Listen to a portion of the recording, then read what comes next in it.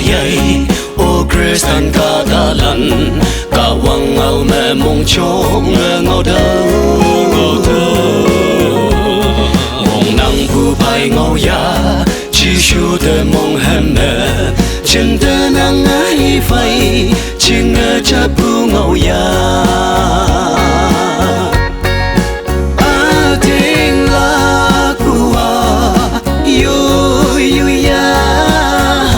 chỉ nhớ là nghe ở tình mà ý để ở tình lặng mà chừng thế hôm đi mong ôm bù hoang tăng ngang chính ở châu nhui à nàng chừng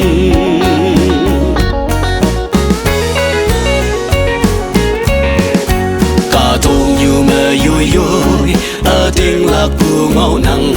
yêu chừng cả hoàng thơ yi lu nắng hà bồi thơ man cả hoàng a wong sơ nắng bu ba hoàng tăng lâm như kia a lâu lâm như ye nắng a tiếng lạc bu yêu ya chỉ tình mà ý để ở tình lặng mà chân thế hung ly mong ôm bù hoang tăng ngang chính ở châu nhui à nàng chừng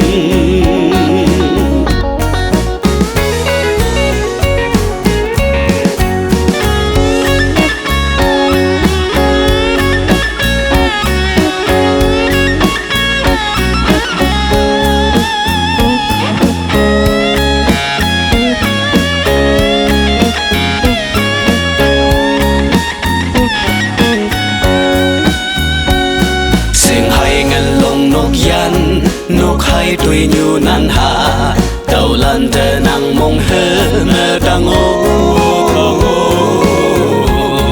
nàng hà cay lông bùa cân cha bù chinh nơ hay tàu lan không cấm bùa nhị cha ba ăn tàu la tiếng lạc bùa